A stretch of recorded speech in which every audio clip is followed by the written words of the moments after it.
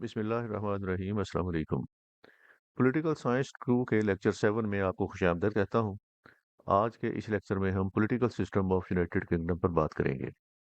पिछले लेक्चर में मैंने आपके साथ डिस्कस किया था कि यूनाइटेड किंगडम ने जो पॉलिटिकल सिस्टम रखा हुआ है, उसमें इनका हेड ऑफ द स्टेट जो है वो मोनार्क है और उसके बाद इनकी पार्लियामेंट जो है ये बाइकैमरल है, जिसमें एक अपर हाउस है जिसको हाउस ऑफ लॉर्ड्स कहते हैं और एक लोअर हाउस है जिसको हाउस ऑफ कॉमन्स कहते हैं। तो आज के इस लेक्चर में हम उनके पॉलिटिकल सिस्टम को डिस्कस करेंगे, जिसमें हम किंग, उसकी पावर्स को और उसके बाद दोनों हाउसेस के जो फंक्शंस हैं और उनकी कंपोजिशन है उसको डिस्कस करेंगे।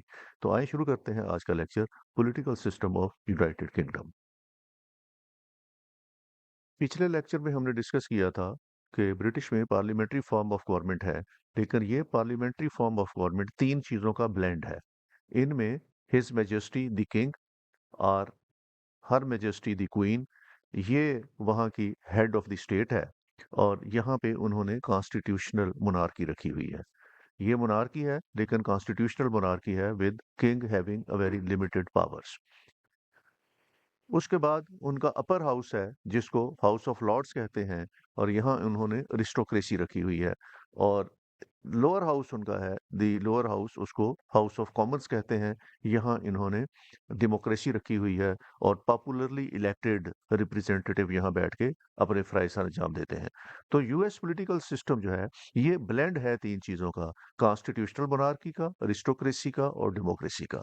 तो आज के इस लेक्चर में हम ये डिस्कस करेंगे कि इन तीनों को क्या-क्या पावर्स दी हुई हैं, किंग की पावर्स क्या है, उसके फंक्शंस क्या हैं, क्वीन की पावर्स क्या हैं, उसके फंक्शंस क्या हैं, अपर हाउस को कौन-कौन से फ़राइज़ अंजाम देने हैं और लोअर हाउस की पावर्स क्या हैं और उन्होंने कौन से फ़राइज़ अंजाम देने हैं। तो आज का लेक्चर आपके एग्ज़ामिनेशन पॉइंट ऑफ व्यू से भी इम्पोर्टेंट है, इसलिए इसको शुरू से लेके आखिर तक देखें और इसको अच्छे तरीके से तैयार करें। सबसे पहले हम किंग देखते हैं, हिज मैजेस्टी द किंग या क्वीन की क्या पावर्स हैं। तो ये कॉन्स्टिट्यूशनल मोनार्की है। किंग के पास पावर्स हैं, certain powers, and he is expected to act on the advice of the government and does not have significant political decision making power. इस वक्त जो उनका किंग है उसके पास पावर्स तो बेतहाशा हैं, लेकिन उन्होंने 1707 के बाद ये फैसला किया कि किंग अपनी पावर्स को एक्सरसाइज नहीं करेगा, बल्कि वो अपनी पावर्स पार्लियामेंट को ट्रांसफर कर देगा और पार्लियामेंट जो है वो उन पावर्स को इस्तेमाल करेगी। किंग अब सिर्फ एक फिगर हेड है उनके पास और वो प्राइम मिनिस्टर की एडवाइस के ऊपर फैसले करता है। वो अपनी पावर्स का उस तरीके से इस्तेमाल नहीं कर रहा जो किंग के पास पावर्स होती हैं या जो मोनार्की के अंदर पावर होती है। उन्होंने मोनार्की को कॉन्स्टिट्यूशन के ताबे कर दिया है, इसलिए वो कॉन्स्टिट्यूशनल मोनार्की कहते हैं और उसके पास बड़ी लिमिटेड सी पावर है। पॉलिटिकल न्यूट्रलिटी, किंग हमेशा पॉलिटिकली न्यूट्रल होता है, वो किसी पॉलिटिकल पार्टी को साइड नहीं करता या वो किसी पॉलिटिकल पार्टी को फेवर नहीं करता। King is expected to remain politically neutral and not publicly express political opinions. वो कोई सियासी बयान जारी नहीं करता, वो किसी सियासी आइडिया को फेवर नहीं करता, वो पॉलिटिकली न्यूट्रल है और अपने सारे फ्राइज जो है वो पॉलिटिकली न्यूट्रल होके वो सारे अंजाम देता है।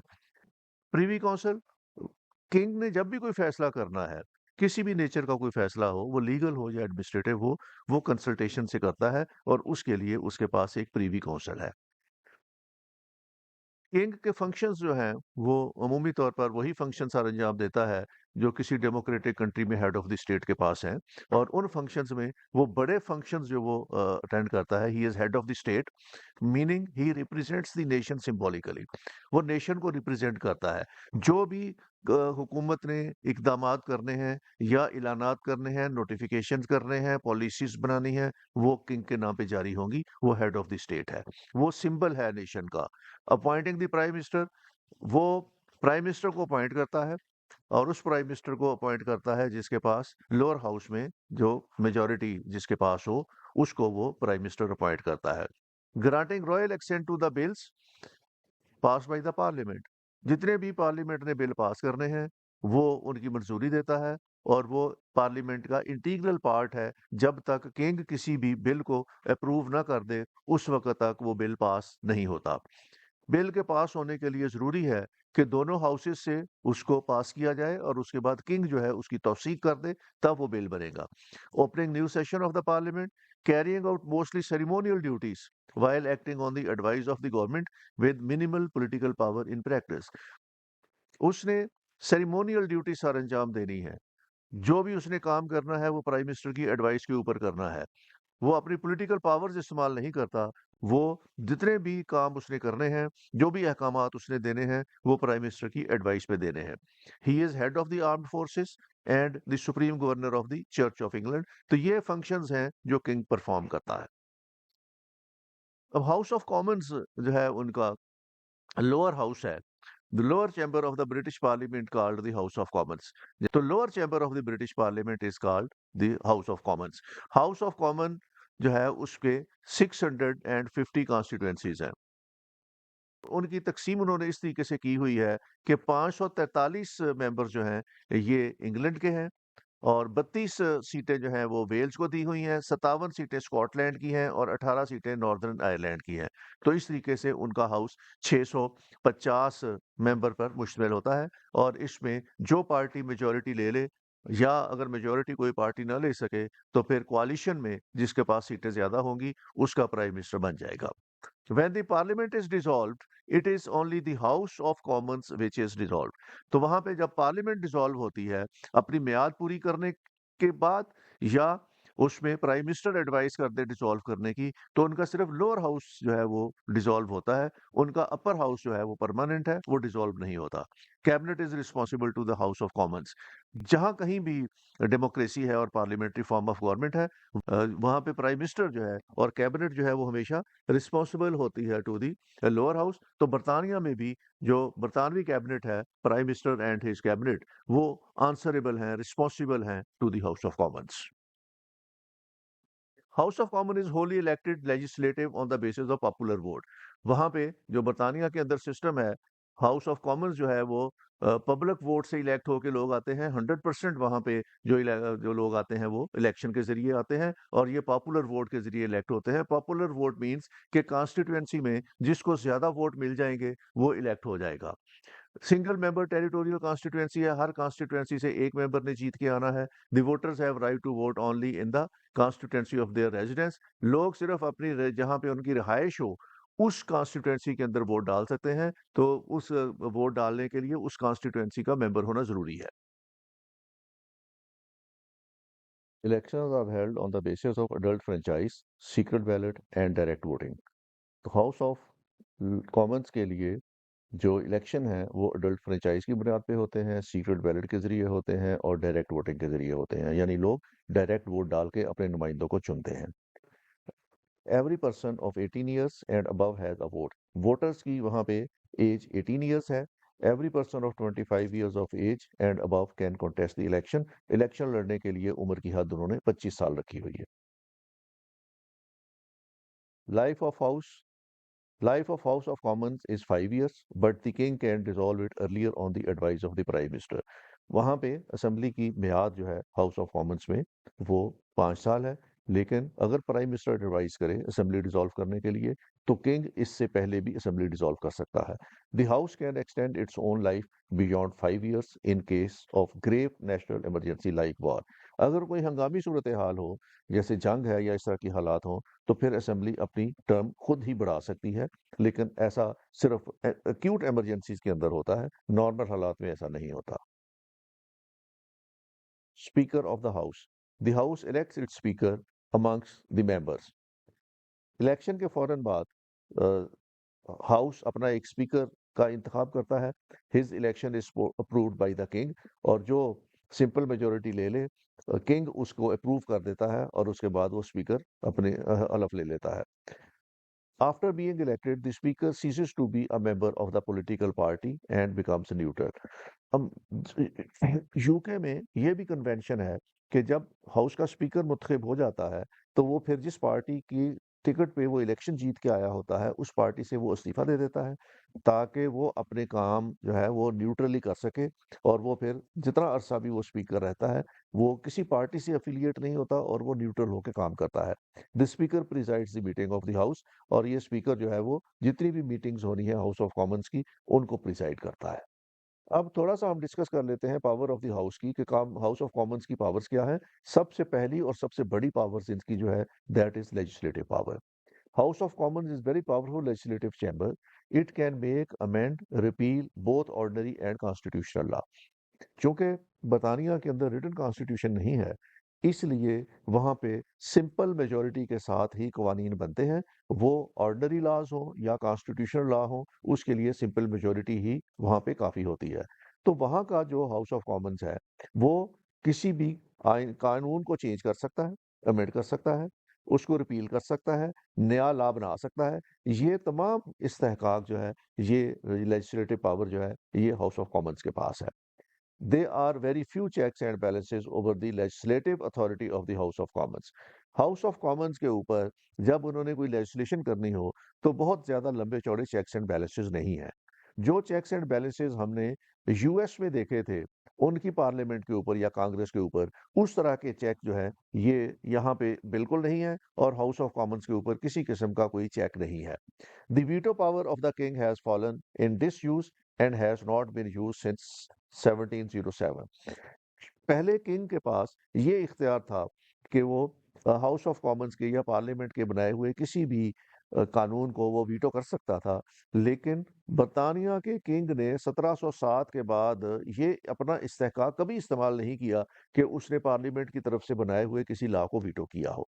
तो बरतानिया में ये कन्वेंशन है कि किंग जो है वो पार्लियामेंट की तरफ से बनाए हुए किसी लॉ को वीटो नहीं करता। तो ये चेक भी वहाँ पे बरतानिया में नहीं है कि अगर हाउस ऑफ कॉमन्स ने कोई बिल पास कर दिया है तो उसको किंग जो है वो उसको वीटो कर देगा।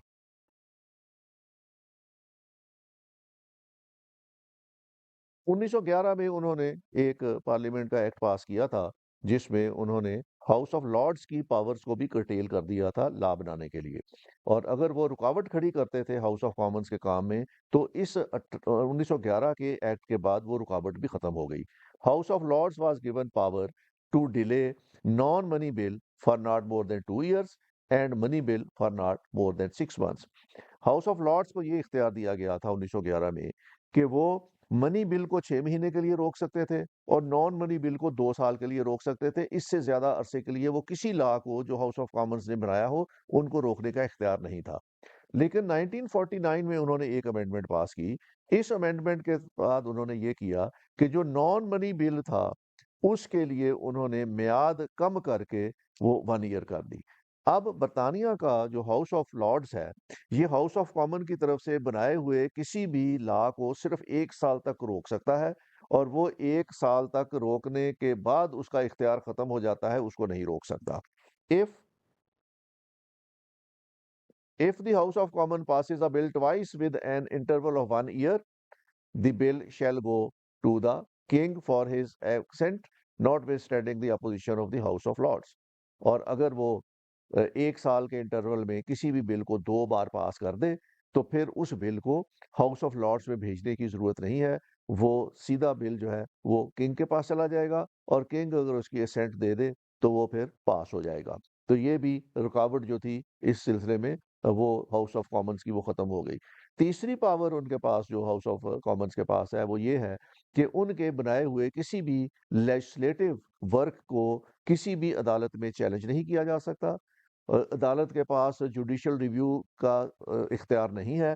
वो बरतानवी पार्लियामेंट के बनाए हुए किसी भी कानून के ऊपर जुडिशियल रिव्यू नहीं ले सकते। तो यहाँ पे तमाम रुकावटें जो हैं हाउस ऑफ कॉमन्स की लेजिस्लेशन की वो खत्म कर दी हैं। इसलिए हाउस ऑफ कॉमन्स जो है वो एक पावरफुल ऑर्गन है। इसके बाद अगला इख्तियार उनका जो है ये कंट्रोल ओवर द एग्जेक्टिव्स है। उन्होंने कंट्रोल एग्जेक्टिव्स का जो है ये हाउस ऑफ कॉमन्स के पास है। The cabinet is responsible to the house of Commons. तो बरतानिया में जो कैबिनेट है ये पार्ट एंड पार्सल है हाउस ऑफ कॉमन्स का और ये अकाउंटेबल भी है to the house of commons. Prime minister and his cabinet जो है they are accountable to the house of commons. The House of Commons makes and unmakes the cabinet. The cabinet continues in office so long as it enjoys the confidence of the majority member of the House of Commons। तो cabinet उस वक्त तक काम कर सकती है जब तक उसको हाउस ऑफ कॉमन्स का इतमाद हासिल है, उसको कॉन्फिडेंस हासिल है। जब हाउस ऑफ कॉमन्स उसके खिलाफ नो कॉन्फिडेंस कर दे तो फिर कैबिनेट ऑटोमेटिकली खत्म हो जाती है और प्राइम मिनिस्टर जो है उसका ओहदा खत्म हो जाता है और हाउस अपना नया प्राइम मिनिस्टर चुनता है। The house of commons can pass a vote of no confidence against the cabinet.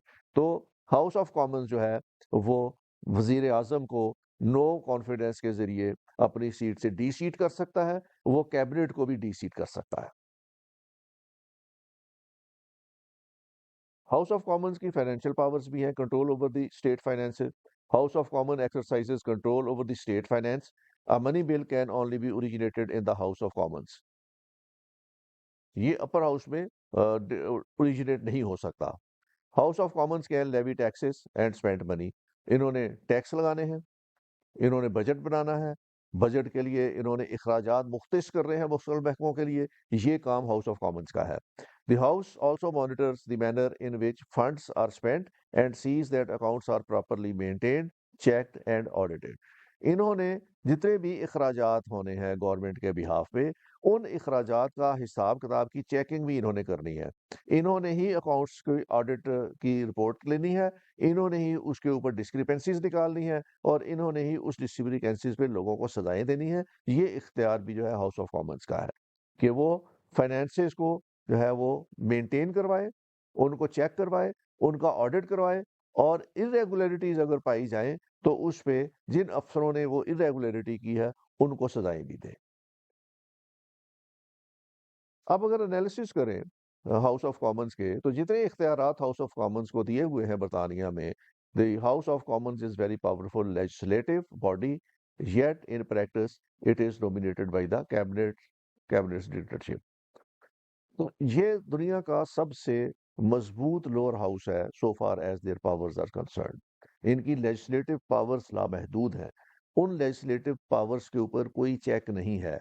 तो इस तरीके से बरतानिया का हाउस ऑफ कॉमन्स जो है वो दुनिया का सबसे स्ट्रॉन्गेस्ट लोअर हाउस कहलाता है। तो ये कंपैरिजन भी क्वेश्चन में आता है कि हाउस ऑफ कॉमन्स का comparison with the house of representative. तो हाउस ऑफ रिप्रेजेंटेटिव्स जो है वो बहुत वीक हाउस है और उसके मुकाबले में हाउस ऑफ कॉमन्स दुनिया के तमाम सिस्टम्स जहाँ पे डेमोक्रेसीज हैं वहाँ पे सबसे ज्यादा स्ट्रॉन्ग हाउस कहलाता है। लेकिन इसके अंदर भी कुछ बातें हैं। जो कैबिनेट डिक्टेटरशिप है, ये जब हम कैबिनेट वाला लेक्चर में अपलोड करूंगा तो उसमें फिर मैं आपको बताऊंगा कि किस तरीके से कैबिनेट बरतानिया के अंदर अपनी डिक्टेटरशिप कायम करती है और उसके क्या कॉन्सिक्वेंसेज होते हैं। ये इंशाल्लाह अगला लेक्चर इसमें मैं अपलोड करूंगा और आपको उस पर बताऊंगा। बरतानिया में जो रिसेंट इलेक्शन हुए हैं 2024 में, इसमें वहाँ पे जो नताइज सामने आए हैं उसका मैं थोड़ा सा आपको बता दूं कि बरतानिया के अंदर मल्टी पार्टी सिस्टम है, कि वहाँ पे टू पार्टी सिस्टम नहीं है, वो मल्टी पार्टी सिस्टम है। बहुत सी सियासी जमातें वहाँ पे काम कर रही हैं और जो 2024 में इलेक्शन हुआ था इसमें 13 पॉलिटिकल पार्टीज जो हैं उनकी नॉमिनेशन जो है इस वक्त हाउस ऑफ कॉमन्स के अंदर है। वो इनकी तीन बड़ी जमातें हैं बरतानिया में, जिनमें लेबर पार्टी है, कंजर्वेटिव पार्टी है और लिबरल डेमोक्रेट्स हैं। लेकिन वहाँ पे सियासी जमातों की तादाद बहुत ज़्यादा है। लिबरल पार्टी जो लेबर पार्टी है, इसमें इन्होंने जो इलेक्शन हुए थे इसमें 402 सीटें हासिल की थी और इस वक्त वहाँ पे लेबर पार्टी की हुकूमत है। कंजर्वेटिव्स ने 121 सीटें हासिल की थी और लिबरल जो थे उन्होंने 72 सीटें हासिल की थी। तो यहाँ पे लेबर पार्टी जो थी वो इलेक्शन स्वीप कर गई थी, तो इसलिए वहाँ पे लेबर पार्टी की इस वक्त हुकूमत है। बाकी जमातों में स्कॉटिश नेशनल पार्टी की 9 सीटें हैं, डेमोक्रेटिक यूनियनिस्ट पार्टी की 5 सीटें हैं, इंडिपेंडेंट अलायंस की 5 सीटें हैं, रिफॉर्म यूके की 5 सीटें हैं, ग्रीन पार्टी वहाँ की 4 सीटें हैं। तो इस तरीके से कुछ पार्टियां हैं जिनकी एक एक सीट भी है। इंडिपेंडेंट्स जो है ये 10 है, लेकिन वहाँ पे मल्टी पार्टी सिस्टम है और इस वक्त लेबर पार्टी की हुकूमत है। 2024 के इलेक्शन के बाद जब हुकूमत बनी तो उसमें केयर स्टारमर जो है वो इस वक्त लेबर पार्टी के हैं, ये वहाँ के प्राइम मिनिस्टर हैं। ये 5 जुलाई 2024 से वहाँ के प्राइम मिनिस्टर हैं। और leader of the house Lucy पावल है, ये भी लेबर पार्टी से हैं और ये 5 जुलाई 2024 से है। और लीडर ऑफ द अपोजिशन जो है ये के बेडनॉच है, ये कंजर्वेटिव पार्टी से हैं 2 नवंबर 2024 से। तो इस तरह वहाँ पे केयर स्टारमर जो है ये लेबर पार्टी के इस वक्त पाक उसके इंग्लैंड के वजीर आजम हैं। अब थोड़ा सा हम हाउस ऑफ लॉर्ड्स को डिस्कस करते हैं। House of lords is oldest legislative organ in the world. ये दुनिया के ओल्डेस्ट जो लेजिस्लेटिव ऑर्गन्स हैं उनमें शामिल है। 1 जनवरी 1801 में इसकी तश्कील हुई थी। Its membership is hereditary, hence it has a conservative look. इसके जो मेंबरान हैं ये मौरूसी हैं, हेरिडिटरी हैं, ये नस्ल दर नस्ल चले आ रहे हैं। As of 11 January 2025 it has 803 sitting members. तो इस वक्त उनके सिटिंग मेंबर्स की तादाद 803 है। और हाउस ऑफ लॉर्ड दुनिया में वाहद वो अपर हाउस है जिसके मेंबर्स की तादाद वहाँ के हाउस ऑफ कॉमन से या लोअर हाउस से ज़्यादा है। अमूमी तौर पर जितने भी मुल्क हैं उनमें अपर हाउस की तादाद कम होती है और लोअर हाउस की तादाद ज़्यादा होती है, लेकिन बरतानिया में ये उल्ट है। वहाँ पे हाउस ऑफ कॉमन्स की तादाद 650 है और हाउस ऑफ लॉर्ड्स की तादाद 803 है। ये जो 803 की तादाद है, इसके लिए कंपोजिशन उसकी जो है वो बड़ी इंटरेस्टिंग है कि एक तो इसमें हेरिडिटरी पीयर्स हैं जो विरासतों में चले आ रहे हैं, फिर स्कॉटलैंड के रिप्रेजेंटेटिव हैं, फिर आयरलैंड के रिप्रेजेंटेटिव हैं, फिर इनके पास लॉ लॉर्ड्स की 7 सीटें हैं, फिर स्पिरिचुअल पीयर्स की इनके पास 26 सीटें हैं, princess of the royal blood है वो इनकी सीटें हैं। तो ये कंपोजिशन जो है ये मोस्टली इनकी जो है वो हेरिडिटरी है और इसकी मैं तकसीम आपको आइंदा अगली स्लाइड पे दिखाऊंगा। सबसे पहले हेरिडिटरी पीयर्स, एक तो 92 सीटें हेरिडिटरी पीयर्स की हैं। उसके बाद 72 seats to be elected by the hereditary peers. उसके बाद ये हेरिडिटरी पीयर्स जो है ये पीयरेज जो ग्रांट होती है ये क्राउन ग्रांट करता है और ये जब एक बार मिल जाए तो फिर उस खानदान में हमेशा के लिए रहती है। और एक शख्स जो लॉर्ड बन जाता है उसके फौत होने के बाद उसी फैमिली का जो नेक्स्ट ओल्डेस्ट मेंबर होता है, मेल मेंबर, ये लॉर्डशिप उसके पास चली जाती है और इस तरह ये खानदान दर खानदान उसी तरीके से 1801 से चली आ रही है। पीयरेज कैन नॉट बी ट्रांसफर्ड और सरेंडर टू द गवर्नमेंट। एक बार जब ये पीयरेज मिल जाए तो उसके बाद वो फैमिली इस पीयरेज को सरेंडर नहीं कर सकती और ना ही ये किसी और को ट्रांसफर हो सकती है। इसका सिर्फ यही है कि जो लॉर्ड है उसके मरने के बाद उसका नेक्स्ट ऑफ दी जो मेल मेंबर है उस फैमिली का सबसे बड़ा मेल मेंबर वो ऑटोमेटिकली उसको मिल जाएगी। No limit to the number of peers in the house of lords. House of lords में पीयर्स की तादाद मुकर्रर नहीं है। ये हुकूमत की स्वीट विल होती है, किंग की या क्राउन की स्वीट विल होती है कि वो जितनों को चाहे इसकी पीयरेज दे दे। अब इसमें से जो स्कॉटलैंड के पीयरेज हैं, ये स्कॉटलैंड का यूनियन जो था इंग्लैंड के साथ 1707 में हुआ था। उस वक्त इनके 154 पीयर्स थे, स्कॉटिश पीयर्स, और इनमें से 16 को उन्होंने इलेक्ट किया था to be the member of the house of lords. तो ये उसी तरीके से अब भी चले आ रहे हैं। आयरलैंड ने 1801 में यूनियन किया था इंग्लैंड के साथ। उस वक्त उनके पीयर्स की तादाद 234 थी और ये इनको 234 से 28 पीयर्स इलेक्ट करके इसको हाउस ऑफ लॉर्ड्स का मेंबर बना दिया गया था। उसके बाद 1922 में जब आयरलैंड ने आज़ादी हासिल कर ली तो उसके बाद इनका जो था वो ख़त्म हो गए पीयरेज। और उसके बाद लेकिन एक उन्होंने कानून ये बनाया कि 1922 से पहले जिन लोगों को पीयरेज मिल गई है वो उसी तरह मीटिंग्स अटेंड करते रहेंगे। तो नए पीयरेजेस वहाँ से आयरलैंड से लेना इन्होंने बंद कर दिए और ये उस वक्त तक अटेंड करते रहेंगे जब तक ये जिंदा हैं। और जब इनकी डेथ हो जाएगी तो उसके बाद फिर इनके नेक्स्ट ऑफ किन जो है उनकी पीयरेज खत्म हो जाएगी। तो ये आयरलैंड इस तरह ग्रेजुअली वो चलते रहे और जिनकी डेथ हो रही है उनकी सीट जो है वो खत्म होती गई। लॉर्ड्स के लिए हाउस ऑफ लॉर्ड्स में 7 सीटें रखी हुई हैं। The number of law lords is 7 in the house of Lords, chosen from amongst the distinguished jurists and paid annual salary. ये जो मारूफ उनके ज्यूरिस्ट होते हैं ये उनको हाउस ऑफ लॉर्ड्स का मेंबर बनाते हैं। They don't take part in the political debate in the house. When the house is to sit as a court of appeal only these 7 peers occupy the judicial bench. बरतानिया के अंदर जो house of Lord's है ये high court के तौर पर appeals भी सुनता है और जब अपील्स का फैसला करना हो तो फिर उसके लिए ये 7 पीयर्स जो हैं इनकी एक जुडिशियल बेंच बना दी जाती है और ये अपील्स को सुनता है और उसमें तमाम जो लीगल प्रोसीडिंग होती है ये 7 जज मिलके करते हैं on the behalf of the house of lords. इसी तरह हाउस ऑफ लॉर्ड्स में स्पिरिचुअल पीयर्स भी हैं जिनकी तादाद 26 है, जिनमें से 2 आर्क बिशप्स हैं और 26 बिशप्स हैं ऑफ द एंग्लिकन चर्च। और ये नॉमिनेशन आती है चर्च की तरफ से और उन लोगों को हाउस लॉर्ड्स बना दिया जाता है, स्पिरिचुअल पीयर्स बना दिया जाता है। और ये उस वक्त तक स्पिरिचुअल पीयर रहते हैं जब तक चर्च में इनका ओहदा जो है वो कायम रहता है। जैसे ही इनका ओहदा खत्म होगा तो ये लॉर्ड्स भी खत्म हो जाएंगे और जिस शख्स को नया ओहदा मिलेगा वो इनकी जगह नया लॉर्ड आ जाएगा। इसके अलावा the princess of the royal blood वो इसके मेंबर हैं और वो जितने भी तादाद में हो उस पे कोई कदगन नहीं है। जितने भी रॉयल ब्लड प्रिंसेस हैं सारे वो इसके मेंबर हैं। विमेन को पहले इसका पीयर्स नहीं बनाया जाता था, लेकिन 1999 में उन्होंने एक लॉ पास किया जिसके तहत जो रॉयल प्रिंसेसेस हैं उनको अब इन्होंने एलिजिबल हो गई हैं for election of the upper house और वो अब बन सकती हैं, पीयर्स बन सकती हैं। Currently, the House of Lords has 693 life peers, 88 hereditary peers, and 24 bishops. The composition of the House of Lords is as such that men are 563 and women are 240. House of house of Lord's के जो member हैं इनकी political affiliation house of lords में कुछ इस तरह है कि conservatives are 273, labours are 190, liberal democrats are 77, cross bench 184, non affiliated 44 and rest to other. जो लॉर्ड्स हैं उनकी टिल्ट जो पॉलिटिकल पार्टी की तरफ है वो इस तरीके से। हाउस ऑफ लॉर्ड्स का मेंबर बनने के लिए जो डिसक्वालिफिकेशन है वो ये है कि person under as of 21 year, 21 साल से कम उम्र का इसका लॉर्ड नहीं बन सकता। एलियंस या गैर मुल्की नहीं बन सकते इसका।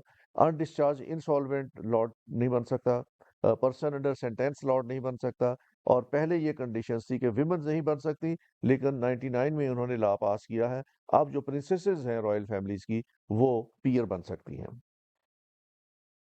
इंटरेस्टिंगली कोरम जो है ये इसका ऑर्डिनरी डिबेट के लिए 3 मेंबर्स का कोरम है। 803 में से अगर 3 मेंबर आ जाएं तो हाउस ऑफ लॉर्ड जो है वो कोई भी डिबेट जो है वो शुरू कर सकता है। और when legislative measures are to be passed at least 30 members are essential. जब कोई लेजिस्लेटिव मेजर पास करना हो, कानून साजी करनी हो, तो फिर उसके लिए 30 मेंबर का होना जरूरी है। Presiding officer of the house, lord chancellor is the presiding officer of the house of Lord's. ये लॉर्ड चांसलर बहुत अहम पोस्ट है इन द कैबिनेट, उसको इन्होंने प्रिजाइडिंग ऑफिसर बनाया हुआ है हाउस ऑफ लॉर्ड्स का। His power as the presiding officer of the house are insignificant. ये जब प्रिजाइड करता है हाउस ऑफ लॉर्ड्स की मीटिंग को तो इसके पास कोई पावर नहीं होती। The house decides point of dispute by itself. Members enjoy restricted freedom of speech. Lord chancellor can take part in the debates. तो ये रेगुलेट करता है सिर्फ उसको, इसके पास कोई पावर्स नहीं होती। लेकिन ये बड़ा इंपॉर्टेंट शख्स होता है बरतानवी कैबिनेट में, लॉर्ड चांसलर। इसके पास 3 तरह के डिफरेंट फंक्शंस हैं और ये तीनों फंक्शन एक पर्सन में आके कंसंट्रेट हो जाते हैं। और ये फंक्शन है, in the capacity of chairman house of lords he takes part in legislation. In capacity of cabinet minister, he takes part in executive affairs. And when House of Lords sits at highest court of appeals, he presides it. It is his judicial functions. तो ये chancellor, Lord chancellor ऐसा शख्स है बरतानिया के अंदर जो उनकी कैबिनेट का मेंबर है, जो लेजिस्लेचर है हाउस ऑफ लॉर्ड्स का उसका मेंबर है, जो कैबिनेट है उसके एग्जेक्टिव मेंबर है। और जब लॉर्ड हाउस ऑफ लॉर्ड्स बैठता है किसी अपील को सुनने के लिए तो ये उसको प्रिजाइड करता है, जो उसके जुडिशियल फंक्शन है। तो ये तीनों फंक्शंस जो है वो एक शख्स में कंसंट्रेट हो रहे हैं और वो उनका लॉर्ड चांसलर है। हाउस ऑफ लॉर्ड्स की लेजिस्लेटिव पावर्स क्या है? Prior to 1911 the House of Lords had equal powers with the House of Commons regarding legislative except money bill। 1911 से पहले हाउस ऑफ लॉर्ड्स के पास लेजिस्लेशन की वो तमाम पावर्स थी जो हाउस ऑफ कॉमन्स के पास थी।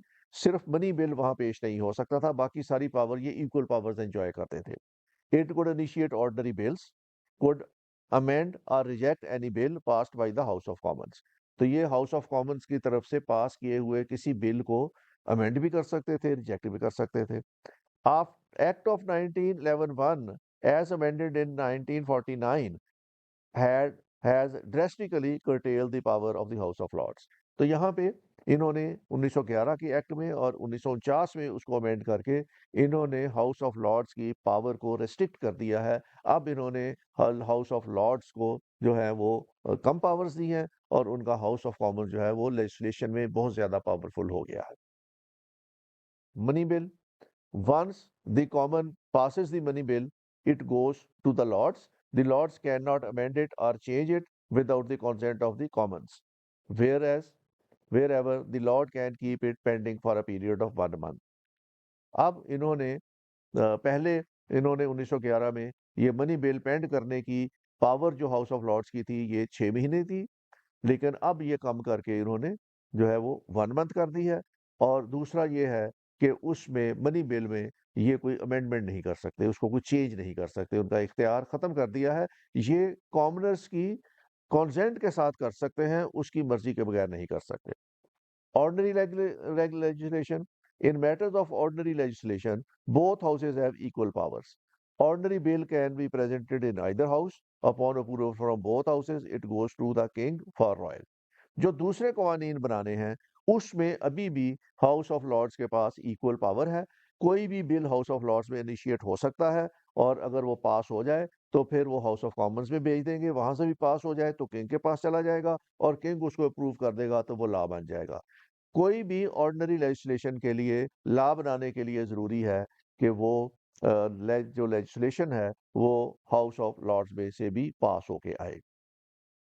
Overriding authority of the house of Commons को उन्होंने अपने लॉ के अंदर ओवरराइडिंग अथॉरिटी दी हुई है और ये ओवरराइडिंग अथॉरिटी जो है वो इस तरीके से है, the house of Commons has overriding authority in case of the house of Lord refuses to bill a bill passed by the House of Commons, the latter can repass the bill and can send it directly to the king for his assent.